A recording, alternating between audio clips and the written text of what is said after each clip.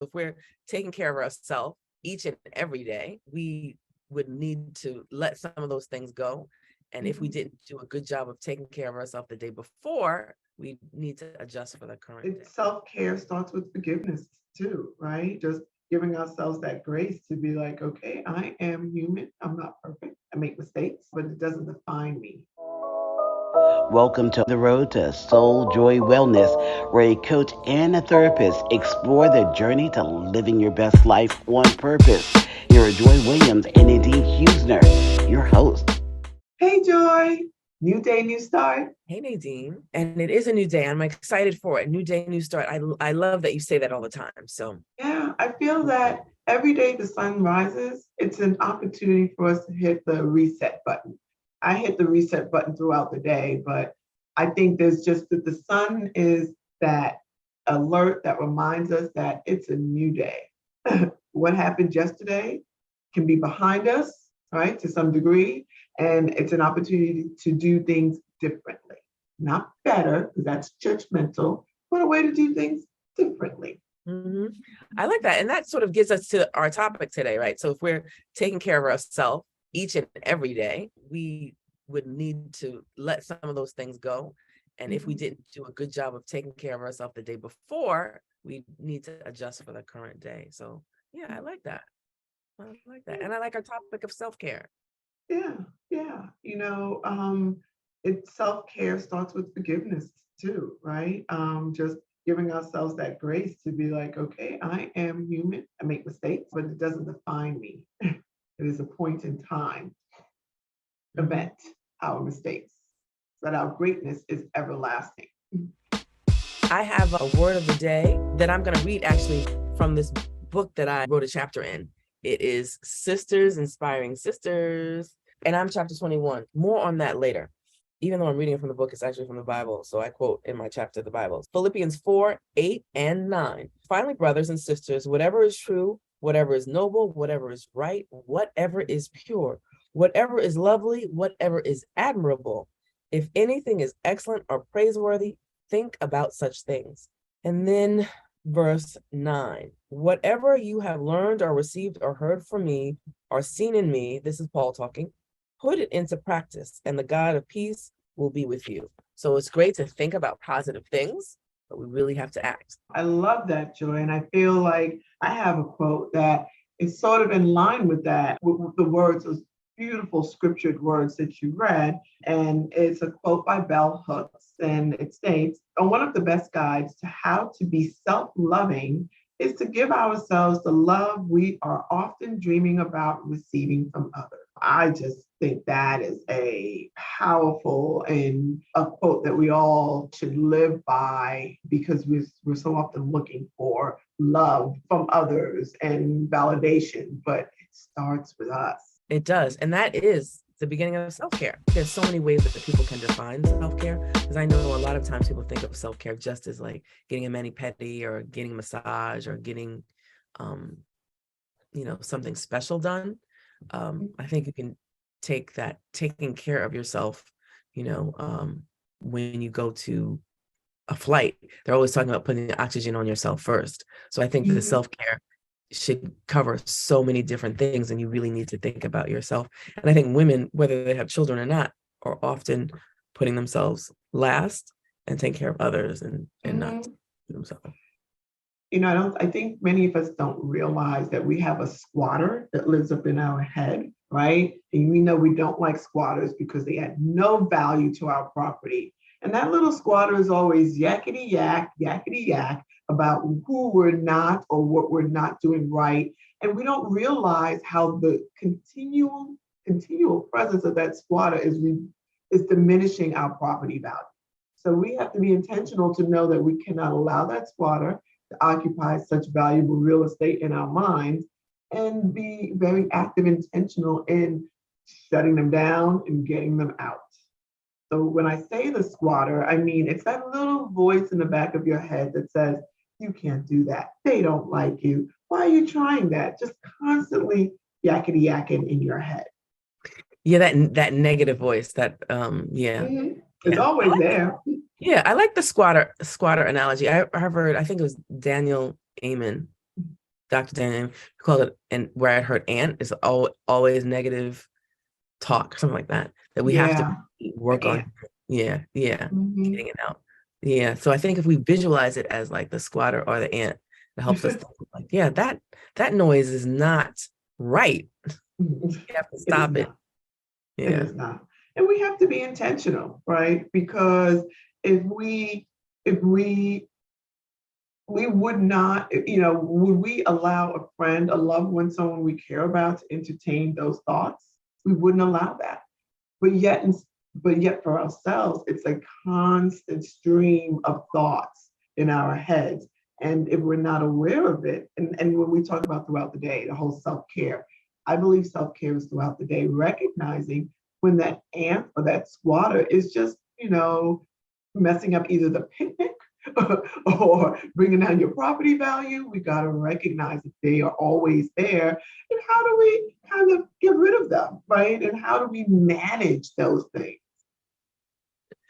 I love that too. Bringing down the property value. That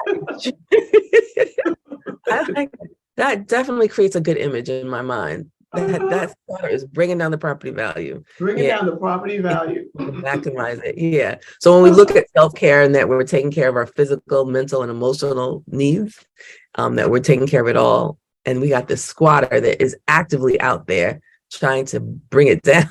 And they don't want to leave. They don't want to leave. You got to get all kinds of legal involvement, the police, get your homeboy, homegirl. You'd be like, can you go down there and, Mhm. encourage them to leave, right? So, yeah, it's real. It's real, that squatter. And sometimes they hold permanent residence. They really do. But we don't Yeah. stop trying to get them out. So, and what you said in that, it made me think of you need to do whatever tool it is, you need to get whatever resource to help you to get the squatter out. So Mhm. if you need to get a mani-pedi, that's cool. If you need to go to the gym, if you need a better eating plan, if you need a therapist, then you need Mhm. to do what you need to do. I know I went to a workshop once, and the woman who she was a Christian therapist. She was talking about how opening yourself up to being healed any way that God wants to heal you. And really that was her conversation on getting people of faith who don't normally think of therapy to really accept that therapy. So, and if you think of it physically, like I have atrial fibrillation, and does my mother. If how you go to the doctor and to get that fixed, you're going to do what's best. You're going to evaluate different systems and say, am I going to do this or that? And then what is going to make you, in this instance with AFib, your heart work best. So Mhm. Yeah. that's interesting. I like that. No. No, absolutely. And the toolbox, there is no one shoe fit all. And what might have worked for you yesterday may not work for you today, and that's okay, but it doesn't mean you stop trying. Um, it just means that, okay, well, let me try this. And maybe what worked, 10 years ago and stopped working may work again. So you're constantly keeping stirring the pot, keeping those tools move, because when you build a house, I love analogies clearly.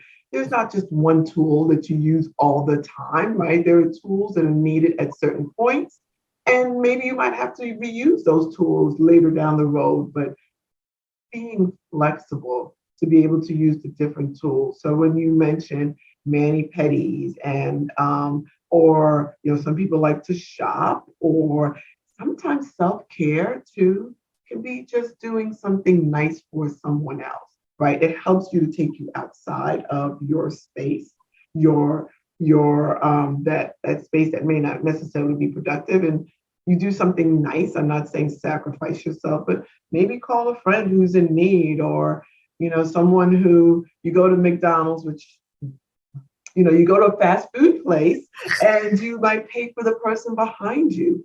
I had a dear friend who said she would go out to lunch or a meal with her daughter, and they would look around the restaurant or wherever they are, and see someone and maybe say, maybe that person would really like if we paid for their meal or something like that.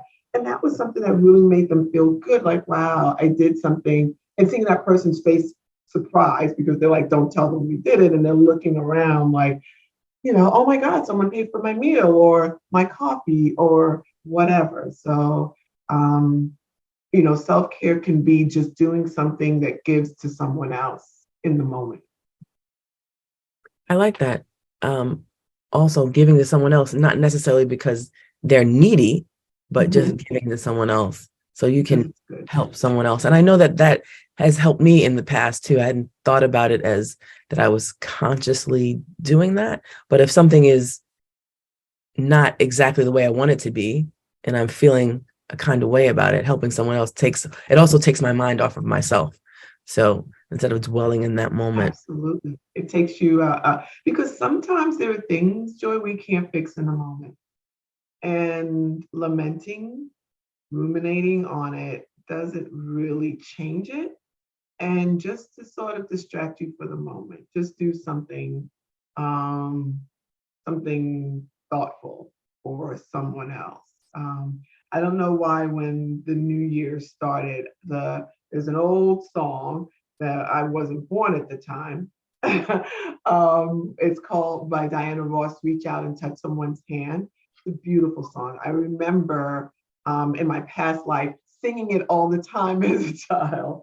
And it's a song that just talks about doing something nice for someone else, being reminded that you could be in that person's shoes too, and just making the world a better place if you can. Don't let me break out into a song. Just it's because life has its ups and downs. I remember reading recently an article about how when that we have to be in the moment, right? That we're so anchored into this feeling of happiness and of being elated that when it's not present, oh, then we sit and ruminate and lament about not feeling that instead of just being in a moment and be like, okay, this is a now. I will be in this space forever. And I will, eventually at some point be in that happy state again. So when people, it's just a tool that I'm like, yeah, let's stay in a moment. If you're not happy and things are not great, it doesn't mean this is the way life is going to be forever. And also you have to have those moments of contrast, right? To recognize that there's this happiness, you have to have experienced something else. Otherwise, it just, what is. And it sounds weird to people, but you can't be in the same situation all the time. So that's how we have happy and unhappy. And to know where you need to make a change is to recognize those things. I also think that it really takes people practice. So I'm a pretty positive person. So sometimes people think that it's just a natural thing, but it is a commitment and a practice of saying, like, I have moments where something is overwhelming to me, like overwhelming my mind, not like, not, I'm not feeling overwhelmed, like I'm distressed or whatever, but I feel like I can't control this thought. And the Bible tells you you're supposed to take charge of your thoughts, but it is a practice of doing it. And you do it all the time to see just the hopeful moments and then to see, okay, I'm living in this space. And sometimes I think people don't like those moments where they're not feeling that elation, happiness, because they also don't like to spend time alone. Right. Yeah. So, yeah. No. And alone, what is being alone? There's that physical, I'm alone, and then there's loneliness. And I do believe that loneliness can be a state of mind. I mean, if you celebrate and appreciate those people who are the space that you're in, I feel that loneliness won't dominate your space, right? Does that make sense? I know there are people out there who struggle with, not really being satisfied with the relationships that they have, right? These titled relationships, mother, brother, sister, like, oh, these are family members and we should have this type of relationship. And I feel like those are just titles, right? But if we really go out and look to build meaningful relationships with people outside of titles, I think people will be a lot happier.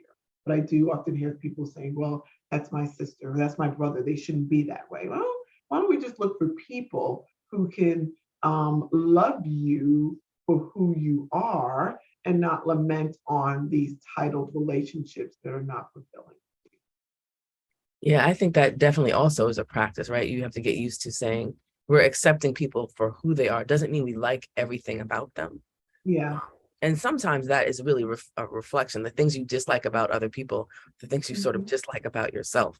So we have to look at those things. So yeah, it's definitely a practice. One thing I wanted to go back to that you said, and you weren't saying it in this way, but you were talking about things that worked in the past might not work anymore, and things that work in the future. I also want to attach that to your nutrition, eating, and exercise plans, because people always talk, there's this dichotomy here, or where people talk about the diet culture and then they talk about lifestyle and you need to do something that's sustainable, which I think is a ridiculous conversation.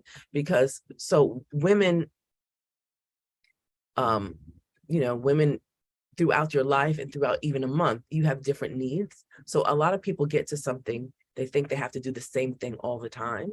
So the sustainability isn't that you are doing the exact same thing, that you have the exact same diet, that you have the exact same exercise plan, that you adjust to what your body needs. Because sometimes you need more water because you're exercising more, you need more protein. But I think when we talk about it in the way that you're picking this lifestyle plan, it is too big a notion for people to move forward, because they're trying to commit to something for life, right? You're trying to commit to this big plan for life. And the people who are so adamant against keto or against paleo, against those things, are making it as if a person has done this plan, they're committed to it for life. And I think if we have some flexibility in looking at what we need to do, then we can figure it out. And as you said, it might not work, you need to try something different, because depending on where a woman is, if she's premenopausal, postmenopausal, a child, or whatever, you have different needs, and you might not be able to figure it out right away what that need is, because we don't have as many tools. Like you don't go to the doctor and say, and maybe at some point we will, like, this is my blood work says I need this food, my my hormones say I need that, and I need this exercise. So there's more technology involved now that we can sort of biohack, which I'm trying to do this year, biohack ourselves. But we have to adjust and figure it out. Like you said, there's no one plan for everybody. Yeah, no, and that leads us to flexibility ultimately, and getting away from all the. You mentioned something that about people being judgmental and judging people on what they do or how they do, and I think allowing people to make the choices that fit them best, right? So no, it's about flexibility and doing the thing that's best for you as a person. Yeah, and that's the fundamental part on self-care. You have to figure out what works for you, Mm-hmm. and then be in an environment where, and that of the environment of your creation, that you're supported, you find those people that can support you, and that you're supporting other people. So ties into what you were saying before about the relationships, not the titles, but the relationships. Relationships, focusing on those things. You know, and I think also I know I will read these different things, or these, I don't want to call them bad, the new movements on how you can be healthier. And I'm like, yeah, I can do it. And then when I go to it, I'm like, yeah, I'm not made, I guess I'm not that committed. And it makes you feel kind of guilty, because you're like, well, everybody's so excited about this and this, and you just can't seem to get your footing. And I've gotten to the place in my life where I'm like, I do what I can, I do my best. My intentions are always there, always well. And I feel that where I am means that I have had some good outcomes, maybe not the ideal outcomes, but I've had some good outcomes, and never giving up, right? Me always wanting to be healthier, physically healthier, and giving myself the grace of, well, what I do is good, it's good. I'm not going to be, that buff, sculpted person, not saying I'm not working for it, right? But I give myself grace and I'm doing what I can. I'm doing. Well, I think doing what you can is good. I'm going to challenge you about being that buff person. So you could be that buff person, but the buff person doesn't happen right away, right? So it doesn't even happen in 6 weeks. So if we think, and we can look at men more to see that, right? You've seen a man that was skinny and scrawny and is now really built up. That took a while for all that muscle development. And for you to even be that buff person in your woman's body, you consistently doing things over time would change it. And I think that's the thing when we go back to starting something. Yeah. But even if you consistency over time, but even if you stop and start again, I remember reading a long time ago, having never smoked, the number might be off, but it takes people about 7 times of stopping smoking to actually stop. Right. So you just have to not give up on the restarting and not making the restarting so bad. I remember talking to somebody about how I journal sometimes. She had stopped journaling because she wanted to journal every day. So we put these enormous pressures on ourselves and don't give ourselves these tools. So there are tools that's why people, and when they exercise, have accountability buddies, and people are examining how to give yourself things that will help you on that path. But one of them, like you said, is to give yourself grace, because you can be that buff person. And even when we look at, I forgot the woman's last name, but her first name is Ernestine. I think she started working out at like 50 and she's 80 something now. She is buff. She's buff. So, and those over time, those are things that you want to happen, because having more muscle helps you have more stronger bones that you can continually stand erect, right? And not to dismiss it and say, just because I'm a certain age, which I think is one of the reasons why we at a certain age look pretty good, because we're still engaged in these activities, even if we haven't perfected them. Absolutely. So you can still be buff. You can still get your 6-pack abs, because And I'm going to get mine. there. Yes. It's coming. Right. But, and at the same time, you don't have to wait for that to be happy in the moment. Right. So I think I've looked at some of the pictures of myself saying, oh, I weigh more than I actually thought I weighed. I wasn't having a miserable time, but let me work on that. And not just for vanity, although vanity is a part of it, not just for vanity, but the visceral fat around your stomach you want to get rid of, because that helps you lead a more quality, healthy, longer life. So that restarting is that self-care, and changing patterns, all those patterns that you've been doing for such a long time, is hard to do. It is definitely hard to do. Yeah, it is. It is.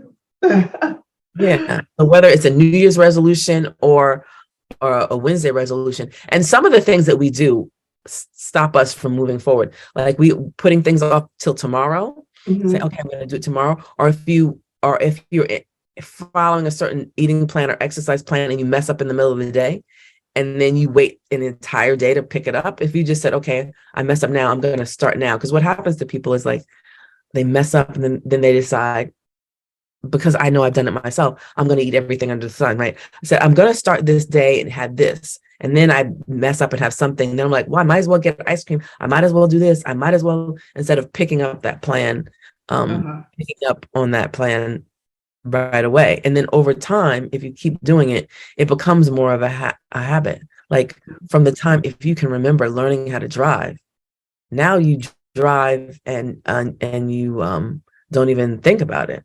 No. So sometimes I end up home and I'm like, oh, I just lost 5 miles. Right. So the self-care thing is a journey. So yeah, it's a journey. I think my takeaway from our conversation is that, it's important. Like, self-care starts with self-love, loving ourselves, and loving ourselves as the way we want others to love us. It starts with us, and being committed, doing baby steps. That it's not this perfect journey, that there will be stumbles along the way, but that you just get back up and you keep doing it, because you deserve it. You deserve self-care and self-love. Yes, we all deserve it. That is a great point to end on. We deserve the self-care and the self-love. We do. We do. And It was that's- great talking to you again. Yes, Joy. Namaste. And I look forward to our future talks. Until next time. Join us next time as we continue to focus on living our best life on purpose. Thank you for joining us on this episode of Road to Soul Joy Wellness. We hope you enjoyed the show.